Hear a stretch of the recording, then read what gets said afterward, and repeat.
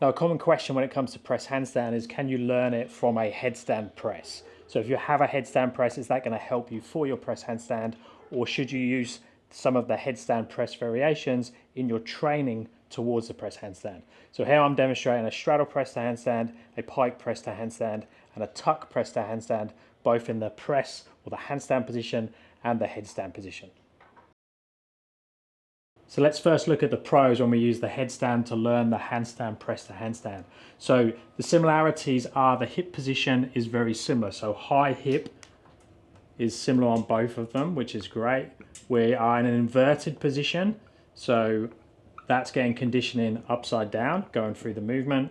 And the pathway of the legs and the hips is very similar to the press handstand variations. The other big pro is that it's easier than the handstand press, which is obviously a good thing because more people can do this movement. The base of support is bigger, so how big the base is, which makes it easier to balance as dynamically the body is changing compared to the base of support of the press handstand. And let's compare that to the cons, is the controller. So the main controller for the headstand press is the hips, but the main controller for the handstand press is the shoulders. So hips instead of shoulders, so the controlling aspect is here. So this is a little bit false when it actually comes to the technique, the movement of the press handstand.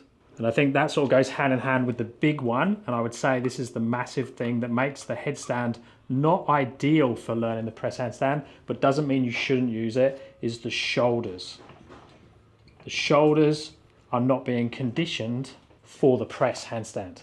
So what does that mean? When I go into a press handstand, I'm on my hands, I can't lift up here because my hip isn't on top of my hands. But the big one is my shoulders aren't moved enough to compensate for the legs being all the way back there. So at this point now, I can lift the feet off the floor because my hips are on top of my hands and my shoulders have taken over that control of the position.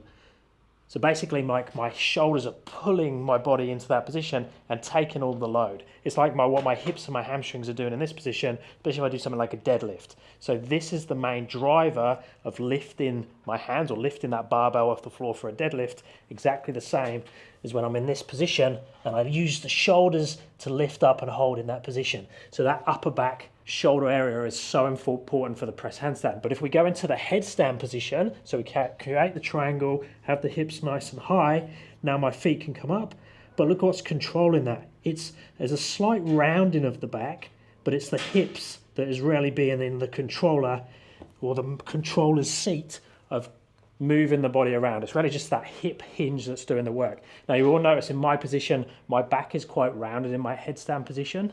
But if you're very, very flexible and have a flatter spine in that position, you'll do the same thing and it'll be even more in the hips than my position is. That's going to be the main reason for the people that only train the headstand press, they're not going to be able to get the handstand press because they're not going to have that condition in the shoulder. So one way would be to do the headstand press, but also do separate work for the shoulder.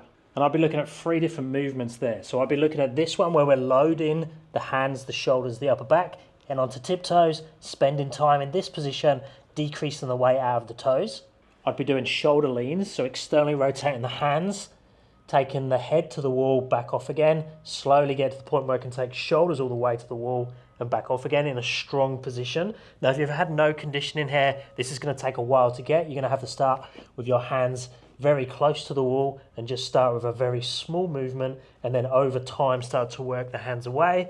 And then the big one, I'd definitely get very, very good at that underbalanced shoulder drill when we're this way round and focusing on the shoulders, taking us off the wall, taking over the control of the handstand and be able to open to the straight position and come back again.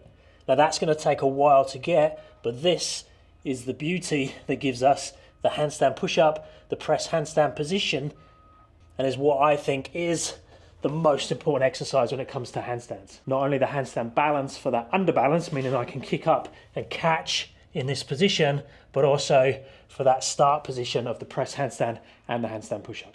So to answer the question, should you be doing headstand training as part of your handstand press training? would be a yes if you come from like a yoga background, you're very confident in a headstand, or you just feel like that's going to be an easier route for you and you're flexible enough to do it. So if you're not flexible, this isn't going to be the best way for you to do it, because you're not going to be able to get your toes to the floor in the headstand position. You're not going to be able to compress and fold enough. But if you are flexible enough, if you have that yoga background, if you just feel more comfortable doing it, so I would say yes, as long as you're doing the shoulder work, the balance work and the strength work to take you across to this side, to bridge that gap.